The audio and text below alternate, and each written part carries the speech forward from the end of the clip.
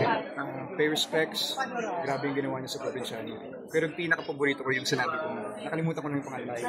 Doon ko siya una nakita. Actually, hindi ko pa alam yung full name niya. Inalam ko pa kasi sobrang galing niya doon. Sabi ko, so ito. You have to pay respects to all the greats in order to, in order to imbibe it, in order to be it. So, I have to pay my respects and respect all the legends before me. Nakwento mo rin naman ito sa lola mo, di ba? Nasabi mo lahat ng mga... Josefa Gutierrez Diaz. Oo, so lahat ng mga ginagawa mo, pinapanood mo talaga. Wala na siya. So ano yung mga hindi mo makakalimutan din sa kanya?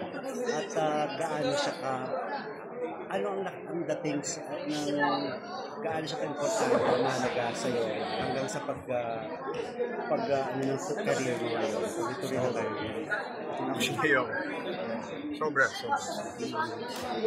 Siya lang naman nanonood ng mga ginagawa ko. So na-inspire ka talaga sa kanya. Ano mga sinasabi? Siguro si Lolo Paquito yung naging jump start, di ba? Kasi syempre, yung sinabi niya. Malay mo ba kung saan nanggaling yun? Kasi syempre, na-stroke na si mahal kong lolo niya. Pero, ano sinasabi niya sa'yo? Pag umuwi ka, okay ka dun, boy? O, boy, medyo pagod ka dun. Pogi ka dun. Or, boy, medyo... Ikaw ba first up? I love her so much. Kiko, This is for her.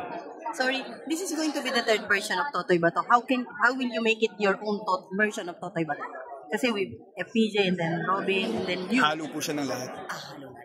Halo po siya ni FPJ, halo po siya ni Paquito Diaz. Halo po siya ng idol ko na si Joko Diaz nung lumaki ako. Halo siya ng nanay ko na si Cheska Diaz. Na sobrang galing umarte. Pag nakuha niya lang yung prime niya, promise, she'll be one of the stars. If I wasn't born, she would have been one of the stars. This is for my mother.